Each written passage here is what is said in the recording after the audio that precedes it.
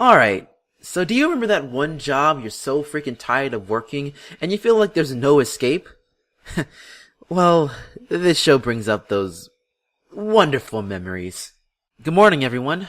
My name is Jason Blade, and this is the Bat's Perspective of Aggretsuko.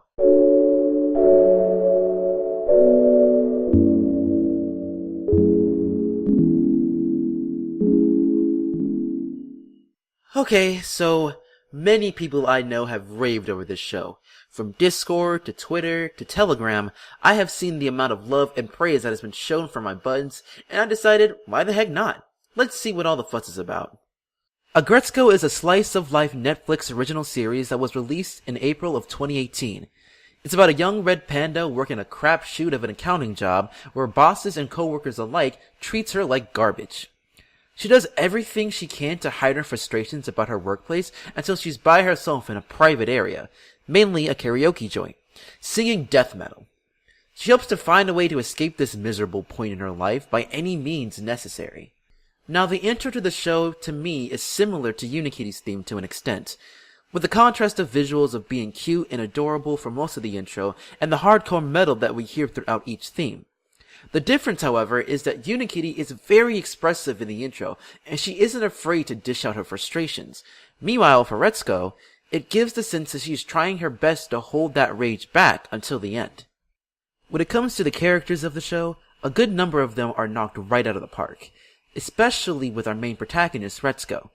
She shows relatability dealing with all the amounts of work and stress that was put onto her on a daily basis, and being afraid to speak out against it at the risk of getting fired. She also presents clear flaws by being oblivious to how she treats herself and other people to get what she thinks is her happiness, which also gives more opportunities for a number of side characters to grow. More specifically, Haida, a fellow coworker and one of her closest friends who has a crush on her. Early on in the episodes, he didn't really seem as important to the story by coming off as some laid-back dude, but the show plants the seeds for him constantly to continue to grow as a character. The same can be said for director Tone, Aggretsuko's boss and main antagonist of the show, though he really isn't much of an antagonist per se. Sure, he's a bit of a jerkwad, but he is extremely passionate about his job. The relationship between Aggretsuko and Tone works really well because I feel it can be seen as sort of a father-daughter relationship. She feels like he's been extremely abusive to her just because she's a woman. Later on, however, we do see his reasonings because he does want to see her succeed in order for the business to do the same. And speaking of relationships, Director Gori and Secretary Rashimi are on fleek, yeah! The two characters are excellent role models for Aggretsuko. They contrast each other very well, with Rashimi being the wise, aware, to the point, and sometimes aggressive when she needs to be. Kind of a combination of Feneko and Sonoda, characters I'll talk about a little later on. Gori, on the other hand, is the more social and emotional of the two.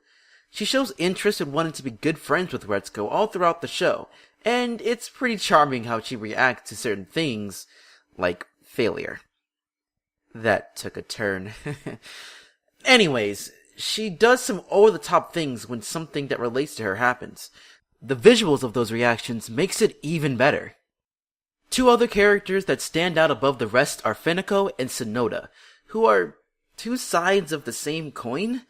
Both are on point when it comes to their social media game, and they're both very self-aware of what other people are thinking and doing.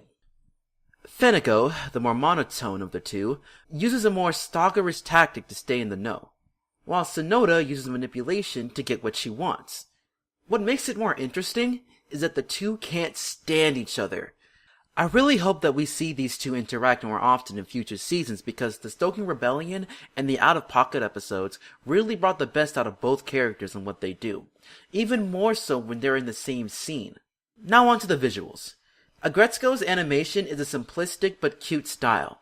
It's not anything that will knock your shoes off, but it does help get the point across when it needs to. It reminds me of the Hello Kitty type of style, which is pretty obvious considering the company that spearheaded this show. I really enjoy the way how the show sets the tone when something big happens, or the mood shifts drastically. And that's clearly the case when Aggretsuko goes into karaoke mode. It goes all out when things goes down, just like a lot of the characters within the show, And that's huge, so kudos to that. However, I can't really say the same for the soundtrack of the show.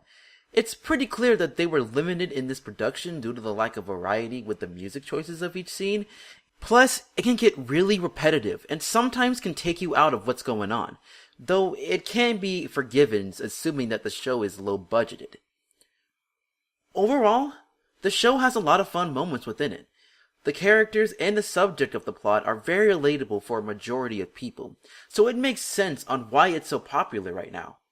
However, I wouldn't say it's the best watch in 2018 currently.